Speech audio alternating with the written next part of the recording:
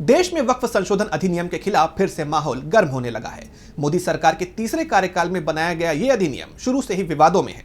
अल्पसंख्यकों के साथ साथ देश का बड़ा तबका इसके खिलाफ आवाज उठा रहा है क्योंकि इसे संविधान विरोधी माना जा रहा है, मगर सरकार जिद पर अड़ी है। वहीं अब all India Muslim personal law board ने एक नया फरमान जारी कर सरकार को चेतावनी दे दी है। देखिए ये report. All India Muslim personal law board यानी AIMPLB के अध्यक्ष मौलाना खालिद सैफुल्लाह रहमानी ने रविवार को हैदराबाद में ऐलान किया है कि जब तक केंद्र सरकार वक्फ संशोधन अधिनियम को वापस नहीं ले लेती तब तक उनका विरोध जारी रहेगा। मौलाना रहमानी हैदराबाद में इंदिरा पार्क के धरना चौक पर AIMPLB द्वारा आयोजित विशाल धरने में बोल रहे थे।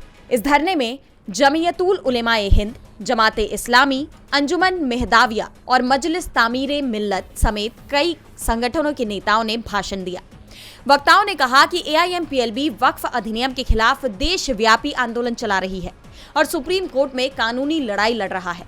मौलाना रहमानी ने कहा कि वक्फ अधिनियम केवल मुसलमानों की समस्या नहीं है, बल्कि ये सभी अल्पसंख्यकों और सभी न्यायप्रिय लोगों की समस्या है। उन्होंने कहा कि ये संविधान की सुरक्षा से जुड़ा मुद्दा है क्योंकि सरकार वक्फ अधिनियम के जरिए संविधान को कमजोर करने की कोशिश कर रही है। उन्होंने उल्लेख किया कि वक्फ अधिनियम के विरोध में हिंदू, सिख और ईसाई भी उनके साथ शामिल हुए। वहीं तेलंगाना विधानसभा में ऑल इंडिया मजलिसे इत्तेहादुल मुस्लिमीन यानी AIMIM के नेता अकबरुद्दीन ओवैसी ने आरोप लगाया कि वक्फ अधिनियम वक्फ संपत्तियों को नष्ट करने के लिए लाया गया है। उन्होंने कहा कि मोदी सरकार को ये काला कानून वापस लेना होगा। ओवैसी ने कहा कि भारत में 25 करोड़ मुसलमान मुश्किल दौर से गुजर रहे हैं।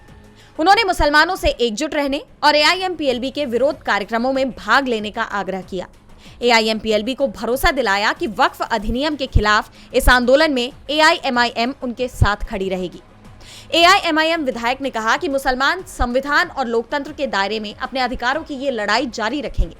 आपको बता दें कि AIMPLB अलग अलग मुस्लिम संगठनों और अलग अलग विपक्षी दलों ने वक्फ संशोधन अधिनियम 2025 की संवैधानिक वैधता को चुनौती दी है। सुप्रीम कोर्ट ने 23 मई को याचिकाओं पर अंतरिम निर्देश देने की प्रार्थना पर अपना फैसला सुरक्षित रख लिया था। DB लाइव की रिपोर्ट।